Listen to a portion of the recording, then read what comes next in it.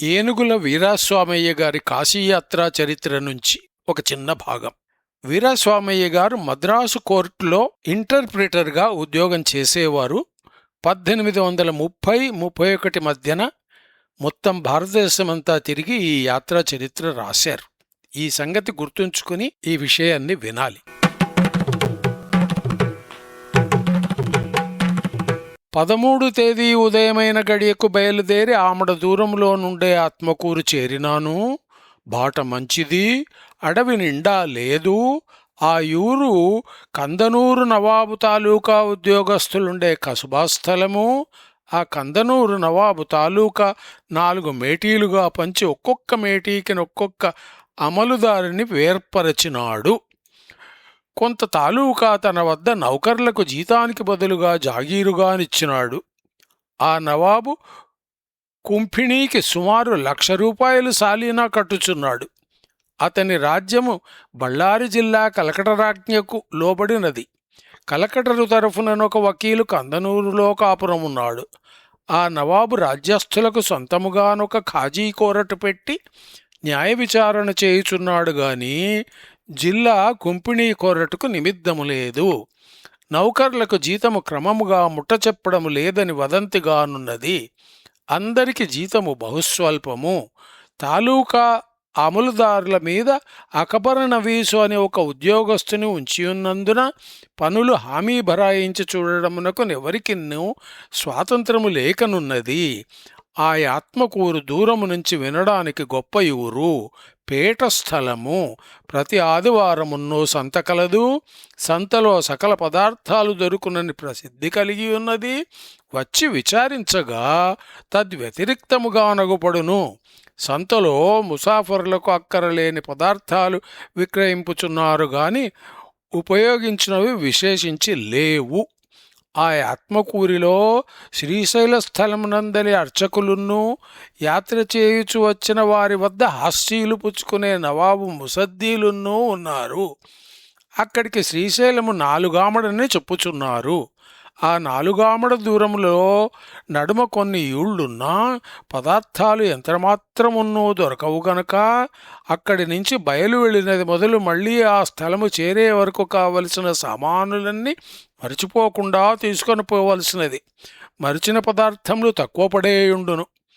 శ్రీశైల యాత్రకు తీసే హాస్యీలు కందనూరు నవాబునకు చేరుచున్నది. శ్రీశైలమునకు 4 బాటలు.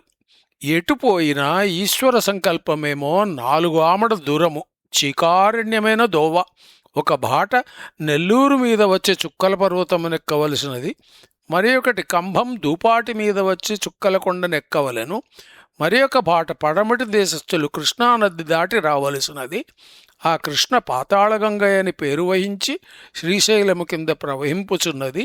శ్రీశైలము నుంచి ఆ గంగకు పోవలెనంటే 2 కోసుల దూరము దిగి ఎక్కవలెను.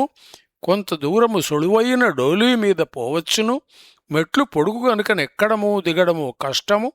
నేను వచ్చిన ఈ ఆత్మకూరు బాట తప్ప మిగతా 3 బాటలు ఉత్సవకాలములలో నడవవలసినది గాని తలచుకున్నప్పుడు నడవకూడదు. మృగ భయము, చెంచువాండ్ల భయమును విస్తరించియుండును.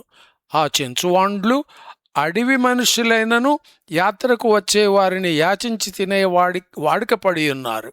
శివరాత్రి మొదలు చైత్రమాసం వరకు శ్రీశైలము మీద ప్రతిదినమును పల్లకీ సేవ అనే ఉత్సవము జరుగుతున్నది. చైత్రమాసములో భ్రమరాంబ అనే దేవికి తామస పూజ చేసి శ్రీశైలము మీద వచ్చి ఉండే జనులు విరామమును పొందుచున్నారు. అటు పిమ్మటనొకరిద్దరు అర్చకులు మాత్రము మార్చి ఆ ఆత్మకూరు నుంచి వచ్చి ఉంచుతున్నారు.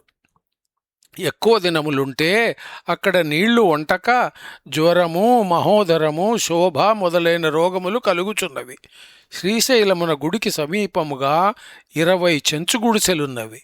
వారును ఆ గుడిసెలు వదిలి భాద్రపద మాసములో వలసపోవుచున్నారు. అప్పటికి వర్షాకాలము తీరి ఈగల ఉపద్రవం కలుగుచున్నది. అది సహించదగినది కాదు. గుడి వద్ద స్వామికి ఆవులు ఒక 100 దనుకనున్నవి.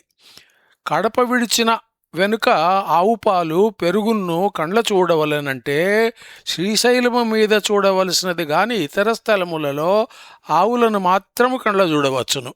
ఆవు పాలు తీసుట లేదు, దూడలకు విడిచిపెట్టుచున్నారు.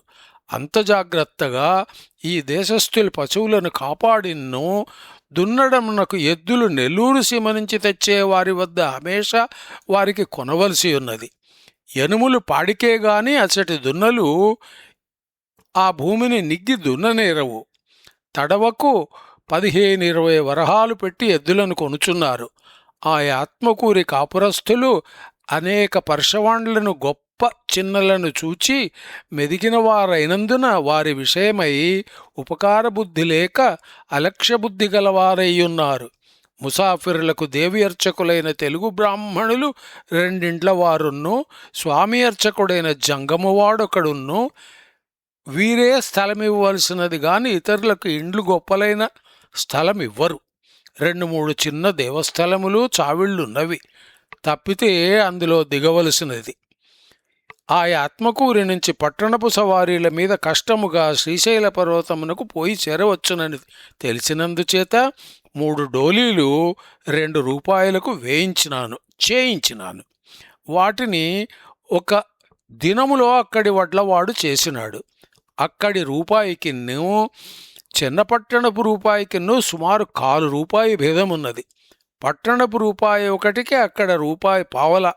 8 కూలీ బోయిలను అక్కడి వారిని శ్రీశైలంకు పోయి రాగలందులకు జనము ఒకరికి రూపాయలు 5 లెక్కన కుదుర్చుకున్నాను.